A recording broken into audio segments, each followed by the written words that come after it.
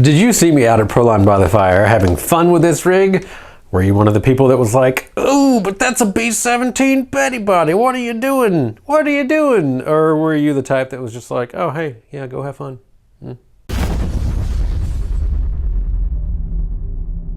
Well, I'm definitely in the camp of just having fun, and since I have a stack of B-17 Betty Bodies, some unpainted ones still, I'm gonna go have fun out on the rocks with it. So let's throw in a battery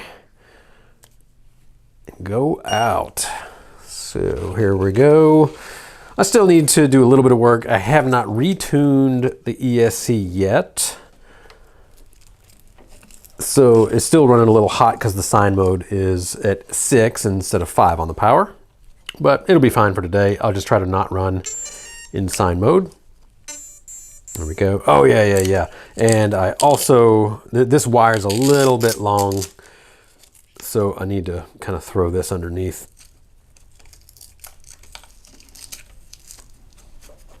Whoops. There we go. Yeah, now it won't, hopefully it won't get caught in our spur gear. Oh, I'll have to do something about that. What do y'all do about wires hanging like so? Anything? Yeah, I'm a little nervous that's going to get caught up in our spur gear. Not that we need these, but yeah, there we go. That'll be fine. Cool. We'll give her a quick test and go out on the rocks. I'm sure this body clip's going to do a whole lot with that hole there. There we are. Steering works, running on 3S, and forward is still forward. Look at that, nice and slow. Oh yeah. So we'll see how this does out on the rocks. Plenty of wheel speed. All right, cool. Hey, let's go out there and have some fun. So what I'm interested in is how these cut tires are doing on these rocks, on the powdery Missouri limestone, as opposed to what was out in California, which is extremely high traction. And so far, so good. I'm not having to use any sort of wheel spin. But the rig could use a little bit more weight. Whoop.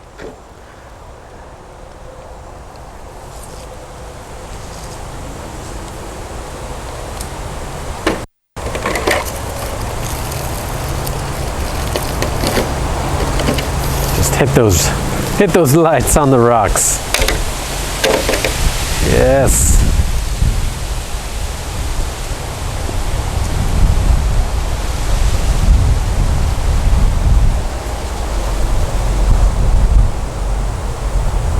Whoa.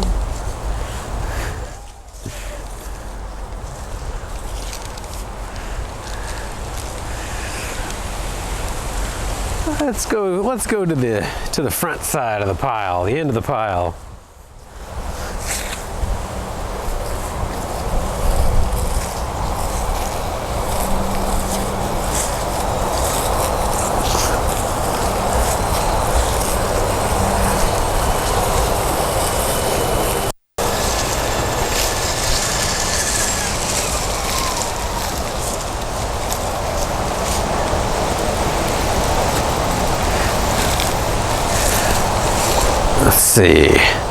Let's see if it'll hook or just slip.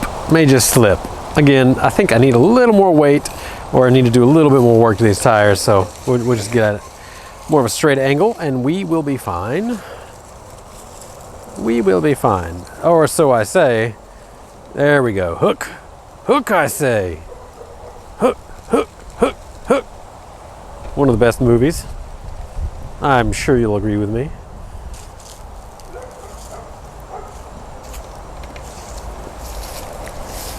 So we'll see if this just walks right through. If I remember correctly, it took a little bit of wheel spin before, but oh yeah, no problems at all. Just walking right through. So it's just really on those extremely, on those extremely steep sections that it needs a little bit extra wheel speed and a little bit more forward weight bias to hook those front tires just because the weight is too light for these tires as they sit. The stock body weighs a whole bunch more than this one, and I'm sure the stock rails weigh a lot more, so we're looking at a much lighter rig. Let's see, that rear passenger is probably falling into the hole there.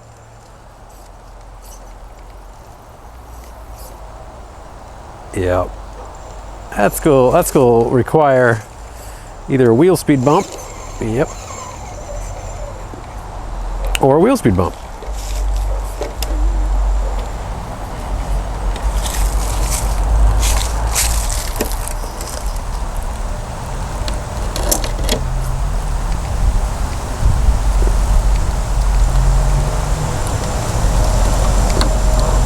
Oh, is it gonna hook? Is it gonna hook?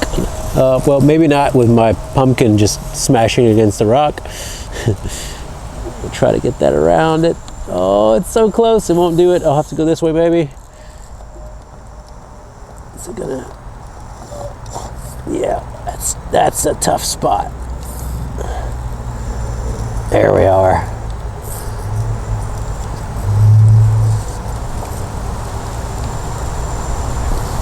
Well, it's definitely hooking on the average, much better than it was with these cut and sipe tires, just stock element tires. This used to be a stock element.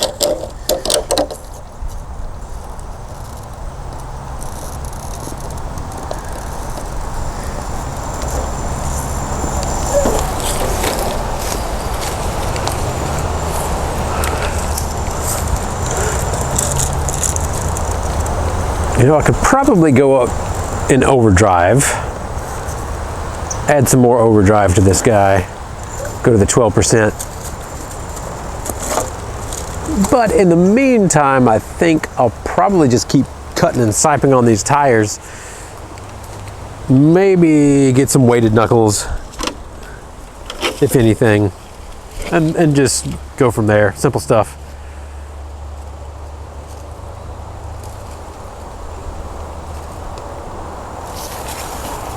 Whoa. People don't know what you mean by the cut tires. Oh yeah. Let me explain the cut tires. So stock, the tires have a certain tread. They have a certain tread depth. These already have a good bit of sipes in them. And I don't know if you can see, but there's a lot of blocks here that are missing now, or half blocks.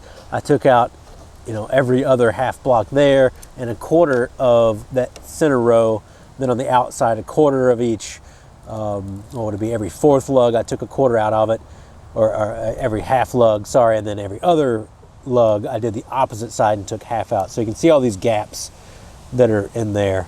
That's what cutting tires is. The sipes are these grooves, and then you see when I flex it, you can see that cut there. If I really wanted to do a proper sipe, I would hit that cut another time and widen it up, and that would actually help.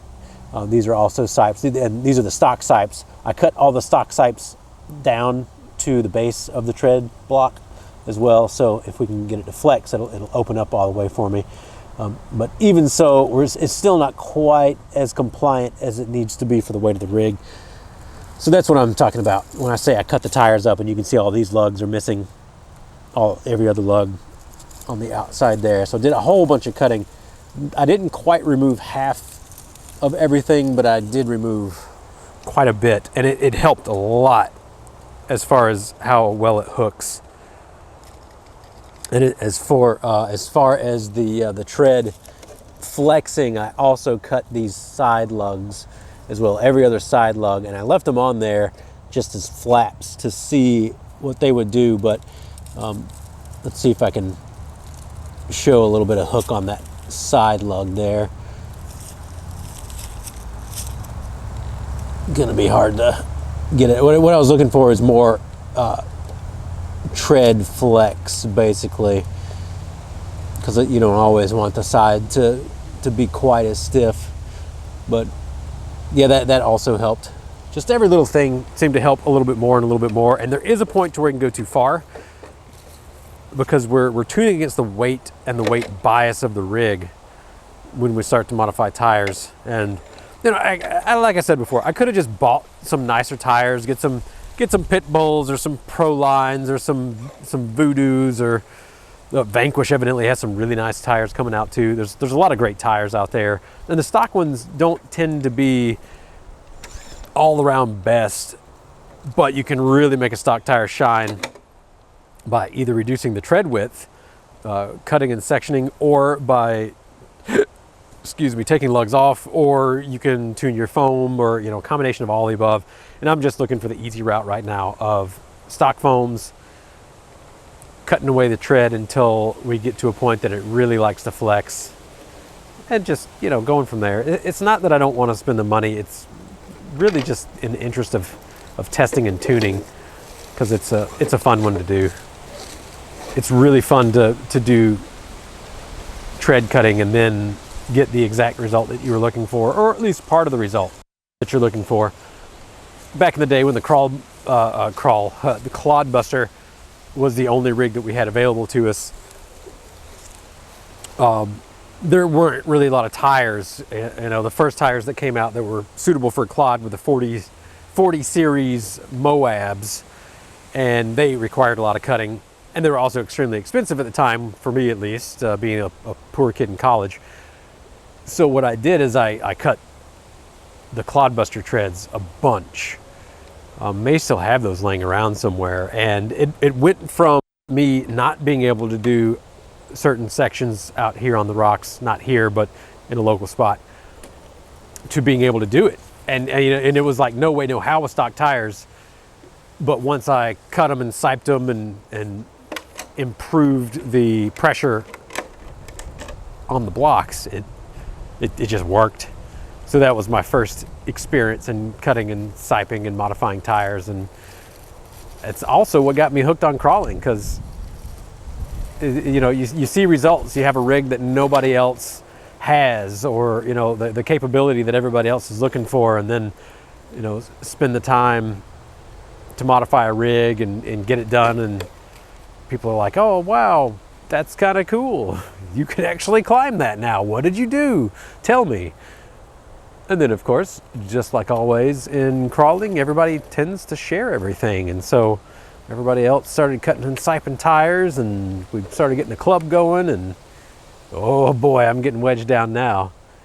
It's actually trying to stall the motor out. There we go.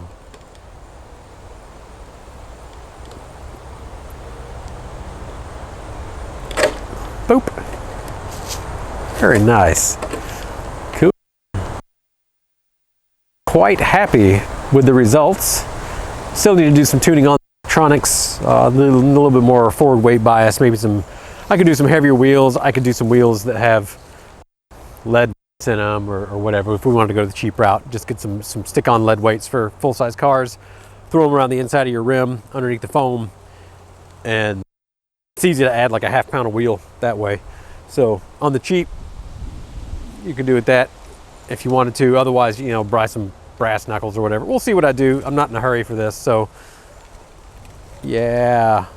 Yep, I'll just, you know, I'll keep crawling if I don't call it at some point. So let's call it there. We're gonna park underneath the big shade tree that we have on this trail.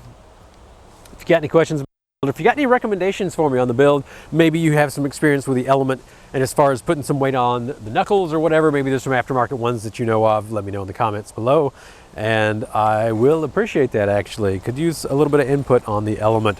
So as always, thanks for tuning in. Have a great day.